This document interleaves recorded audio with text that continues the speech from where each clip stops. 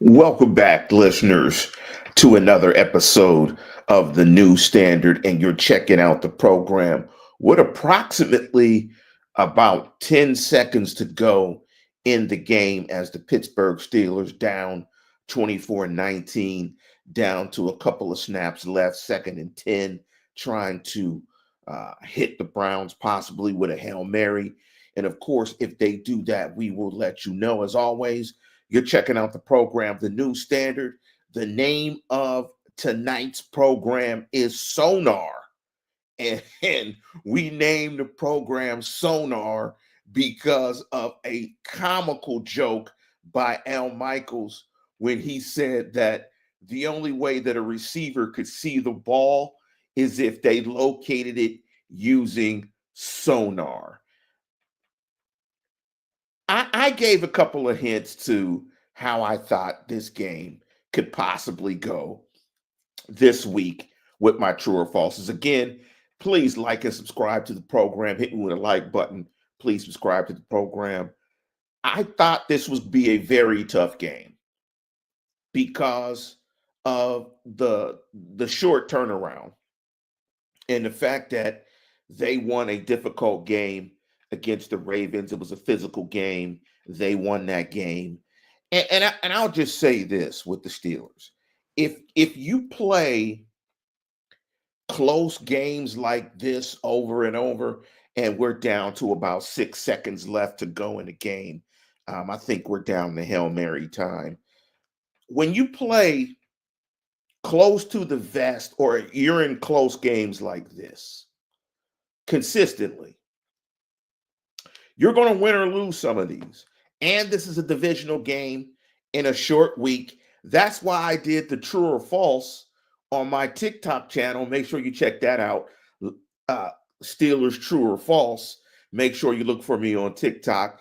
And my true or false, one of the things, the true or false, was will the Steelers cover the spread?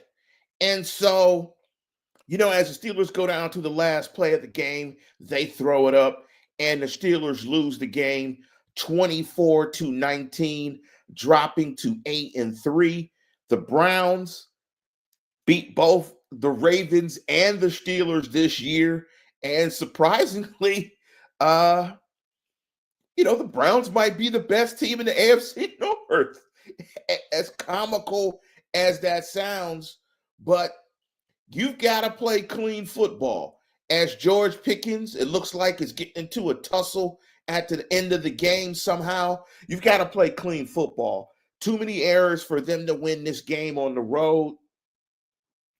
Allowing 4 or 5 fourth down conversions, that's bad. And we could jump into those numbers right now because I have the game book up. And we'll jump into those numbers, and we'll jump into some of the numbers from the game. And unfortunately for the Steelers, I thought this quite possibly outside of the turnover, and it's nothing that Russell Wilson can do at that point, but outside of the turnover, I think this was Russell Wilson's maybe his best game as a Pittsburgh Steeler. Was able to be effective in the passing game all over the field, was 21 of 28 for 270, had a touchdown pass, had a rating of 117. So I thought that was probably his best game. The running game was average at best tonight.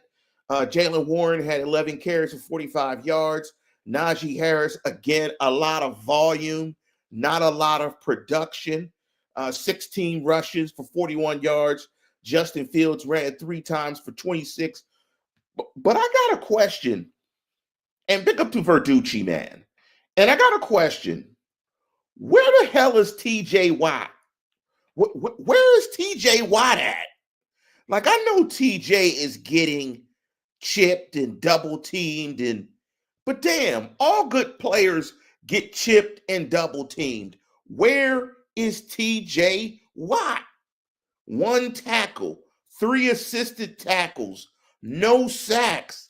And the troubling thing in this game, this is a Cleveland team and an offensive line that had given up the most sacks in the National Football League.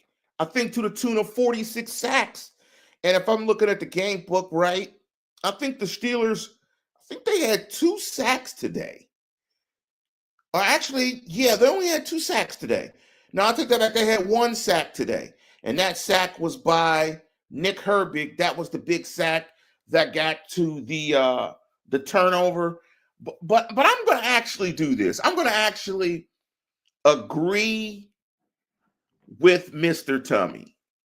8-3 ain't the end of the world, but man, the inconsistency week to week is frustrating.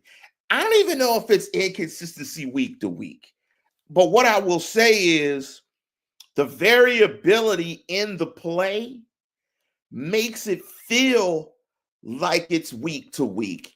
And the way they play, and we talked about it in a game, we talked about it in a show previous to this, before this game, I should say, that the Steelers units, I think they still have 2 Super Bowl units, defense and special teams. And I think both of those units disappointed today. They couldn't get a stop. They couldn't get Cleveland off the field on 4th down. And to you, Verducci, man, as I look up the numbers here, if I look at the game on 4th down conversions, let me go through some of these numbers as well. Cleveland was 4 of 4 on 3rd down. Very frustrating game because Cleveland is a team that you should beat. I mean, they're a 2-8 team. And when we're talking about, a lot has been talked about the red zone, Browns 3 of 4 in the red zone to the Steelers 1 of 2.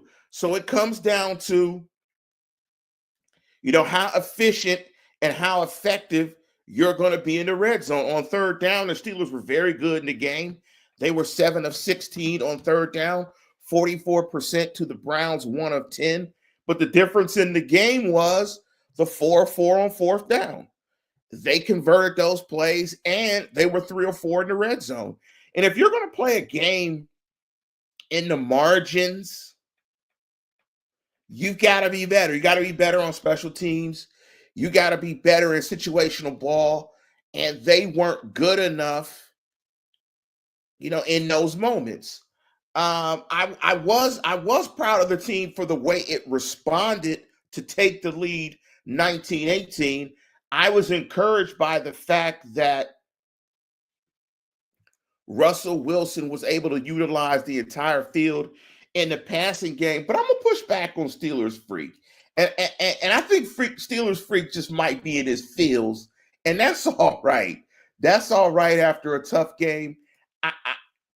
But let me jump back into Steelers Freak's comment. And I want him to elaborate just a little bit more on that. Back to pretenders.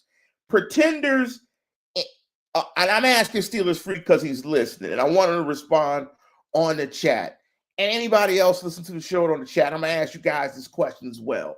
Are the Steelers pretenders in regards to competing for a Super Bowl, or are they pretenders on whether they're a good team or not? I think that's 2 different questions. And I need a little bit of clarification from Freak and from you guys listening to the show.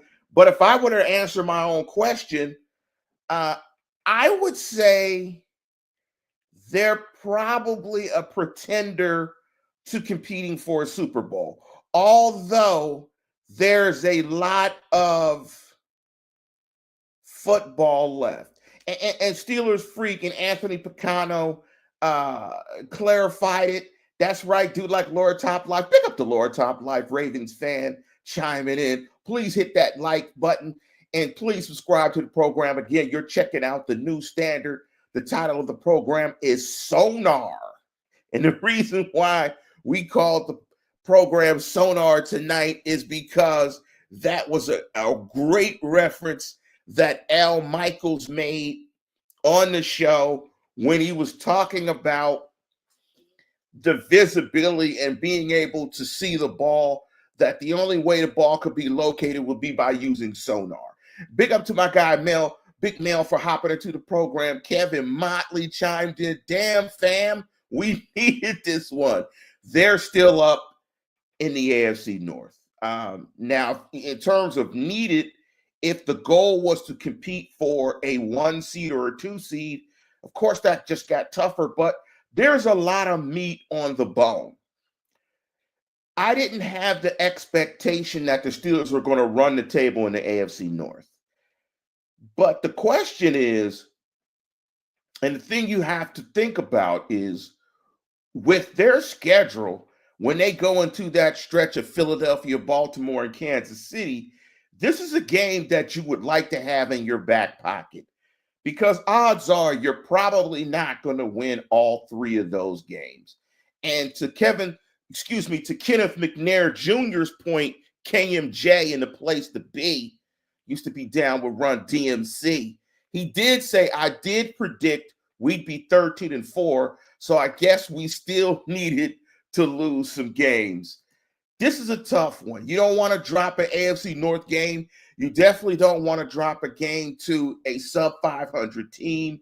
But, a lot was said on the broadcast about Tomlin struggling in Thursday games, and I guess the streak just continues as they struggled mightily in this game. But I did see some positives. And the one positive on the offensive side of the ball, I thought, was Russell Wilson. I thought Russell Wilson was really good in this game. And I think, and I like the incorporation of Justin Fields in some packages. So, I think this is the type of game that I think Tomlin will use to recenter and refocus this team. But to Anthony Picano's point, there's not a lot of positives in the game. You shouldn't go out and lose this game to a Browns team, but I knew it was going to be a tough game. That's why on my true or false, I talked about, true or false. The Steelers will, or was true or false, the Steelers will not cover the 3.5 points. I did not think to cover 3.5 points. To Mel's point, and that's something that I did want to bring up, because a lot has been talked about in the red zone, and that's the Steelers' inconsistency in their variance in the red zone. But I'll tell you, the way that the Steelers perform in the red zone, typically they'll take 50% in the red zone. However, they need more attempts in the red zone, and they failed to get the attempts because they only had 2 attempts. But to Mel's point, Russ, he needs to know how to get rid of the effing football. Those are the biggest knocks that I had on Russ coming into the Steelers this year. Was he was check down Charlie, he was a flat attacker, and he was a guy that took way too many sacks.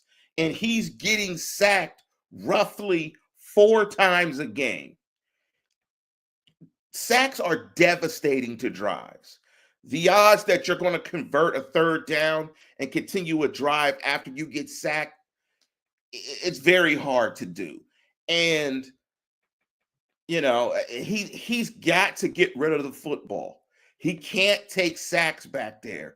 Now, I'm not sure what he's seeing or what he isn't seeing, because I'm not looking at the game film, and this is in real time, but they've got to clean up the pass protection. He's getting hit far too much. He's taking more shots. But, man, the pass he hit for the touchdown to Austin, he stared down the barrel, took a big shot, and threw the nice seam ball. But, they've got to figure this pass protection out. They've got to figure out the red zone stuff out. And this pass rush, I think this pass rush is becoming a problem, because TJ's not getting it done for whatever reason, whether they need to creatively scheme him to try to get him in some one-on-ones. Maybe they need to involve him in some line games, some twists, and some stunts.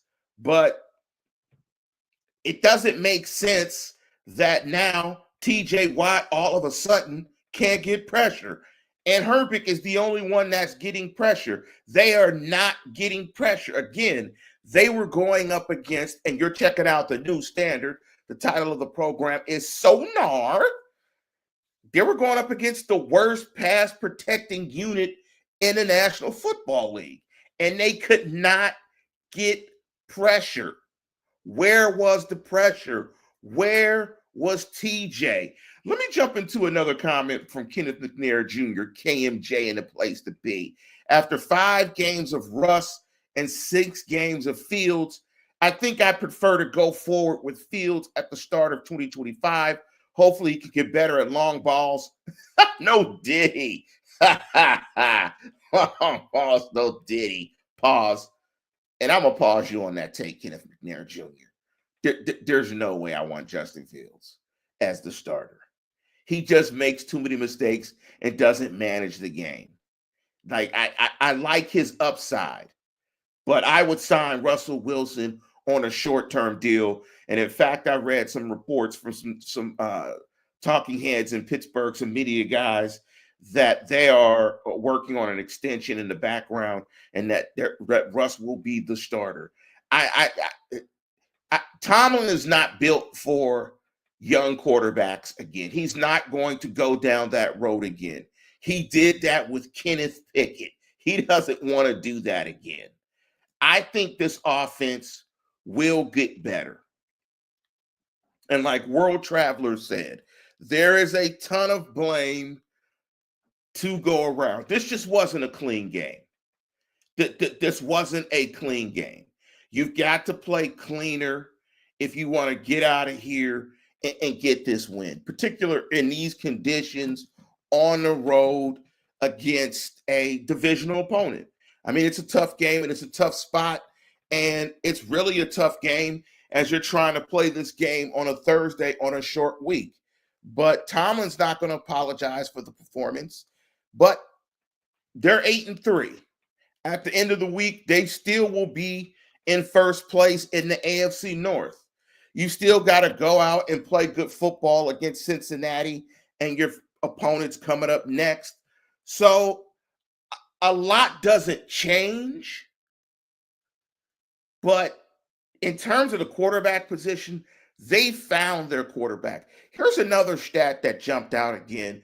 This is another game in which the Steelers had the football almost a quarter longer than their opponent. They had the ball for 35 minutes to the Browns 24-58. So they found a formula. They just got to get a little bit better with it, in my opinion, and more consistent. And they can't turn the football over. You know, they when you're playing like this again on the margins, you got to play clean. If the punter doesn't kick it 15 yards, they probably win the game. But they still have to play better in those spots and in those moments. And to Marcus J's point, the refs robbed them also. I wasn't aware of the rule. I thought it was a grounding, and I thought the game was over. I thought that it was a grounding. The game was over. The Steelers got out of here with playing a bad game. But the good thing about this might be that they didn't get out of here with a win. They didn't get out of here playing their worst football and somehow lucked out of it and got out of here with a dub. That should be a reminder that, you know, you've got to play really good football. Let me jump into this comment from Grayson Brown. For the players' sake and health, Thursday night football is a setup that's got to go. It's impossible to win on the road. Home teams win 80% of the time. Well, Grayson, I hear what you're saying, and big up to Grayson, but listen to the show for a long time. But the players agreed to it. The players agreed to it. Thursday night football is more money. It brought in another advertiser in Prime and another opportunity to advertise and another media partner. So the players wanted the bread. So this is what they're going to have to deal with. They're going to have to deal with Thursday football. I mean, don't cry for me, Argentina. I was supposed to have been immortal. That's all they wanted. Not much to ask for. I kept my promise. The victory kept its distance. Get it out, Mel. Get it out, Mel. It said this offense was putrid for 3.5 quarters. That is unacceptable. Yeah, it was. I mean, because it resulted in a loss. At the end of the day, the numbers don't look too bad in terms of yards, 368. Russell Wilson had a good day. They had a net of 248 passing yards. I thought they started the game out running it okay.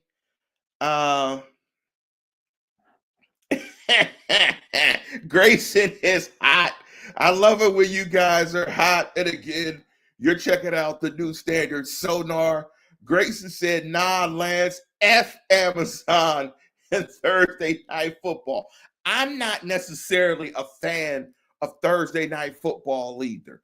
I don't think schedule makers did the Steelers any favor, but they didn't do the Browns any favors either. Browns played a cleaner and a better game and got the dub. They've got to get this offense started faster. And, maybe we were fooled into that 3-game stretch. I think it was a 3-game stretch where they scored 30 points, scored 37 points. But I still think this is a very good football team. Do I think it's an elite football team? No. Is it a football team that has some warts on the offensive side of football? Yes. Is it an offensive team that, given the right scenario, right opponent, right situation, can win a playoff game, maybe 2? I think so.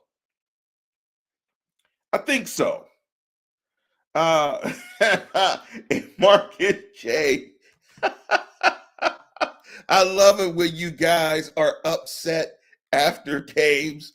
And I wish I wasn't doing the show live, because I would love to hear Jameis wax poetically. The only thing funnier than Steeler Nation and us after losses is probably Jameis Winston at any time, or when Jameis Winston is dipping crab legs in hot butter when he's trying to pilfer them from Publix. That's the only thing funnier. But bad loss. They were due for one. I'm not overly surprised it happened. It was a classic trap game. And Verducci, man, said, wax eloquent. I'm assuming, I'm just looking at the TV and I'm seeing Jameis move his hands and lips at the same time. And I'm just going to say, I know that's funny when he does them. But to Marcus J's point, in all seriousness, they might need to incorporate Justin Fields in some creative moments. I thought it was very weird, the call where they brought him in and he just threw a bomb anyway. He just threw a go ball anyway on the sidelines. I thought that was I thought that was funny. But I'm going to disagree with Mr. Tummy. I don't think they're a coin flip team. I think they're a little bit better than that. It might be slightly better than a coin flip team, but I think they're a 65-35 team. I think they can beat 65% of the opponents. I don't think they're a coin flip team. Coin flip team is the Browns. The Browns are a coin flip team. And you guys are killing me tonight because Marcus J, you just called Jameis retarded. Stop it, Marcus J. Stop it, Marcus J. He's just elephant. That's his way. He would say eloquent. He would say elephant. But let me jump into this last comment before we get out of here. And big up to Sean McMahon for the $5 super chat. And if you guys are so mad, you guys can give me a $5 super chat as well. Let's hit these last couple of comments. Sean McMahon said, wasn't the Steelers playing down? Was the Browns playing up? Was their Super Bowl plus the weather impacted the game? I could agree with that. I thought the Steelers weren't exactly playing clean football. Mel's point, horrendous game plan and execution. And I'm not sure about horrendous. I'm not going to say great. I'm going to say bad for sure. Whatever the Steelers found in the second half, you would have hoped that they would have found that in the first half because it worked. But I think in terms of the game plan, it's not just on the offensive side. I thought they couldn't get any pressure, and Jameis Winston was far too comfortable in the pocket. And Judy was targeted, I believe, 6 times for 6 catches, almost 400 yards. So I thought the Browns had a decent plan to attack the Steelers, a much better plan than vice versa. And let's get out of here with this last comment. Kenneth McNair Jr., let's be clear. Jameis is funny at all times. The pregame interview with him, he didn't answer a question. He had his own predetermined message he wanted to say. I mean, hey, hey, man, he's loving life. He's high on football. But the biggest concern outside of the red zone issues with the Steelers, it's the sacks that Russ has given up, and the pass rush is on vacation. Where's TJ Watt? He must be at Dick's with his brother because he is not in the backfield. Where's TJ? The scheme has got to help TJ because the way it's looking now, he's not going to wreck games. I kept saying to myself, it's TJ time. Wreck the game. Go get the game, TJ. Go get the game, TJ. Game got TJ. But with that, we're going to conclude the program. And as always, tune in, tell a friend, and subscribe. And on a scheduling note, I think we'll do a show on Wednesday. We won't do a Monday show. We'll do a show on Wednesday right before Thanksgiving to break down the big game against the Cincinnati Bengals. But with that, as Ali Howard Species 5618 would say, stay safe, Steelers family, especially if you are in the Pittsburgh area or in the Cleveland area. Please drive safely. And as always, like and subscribe, tune in, tell a friend, and subscribe. Go Steelers.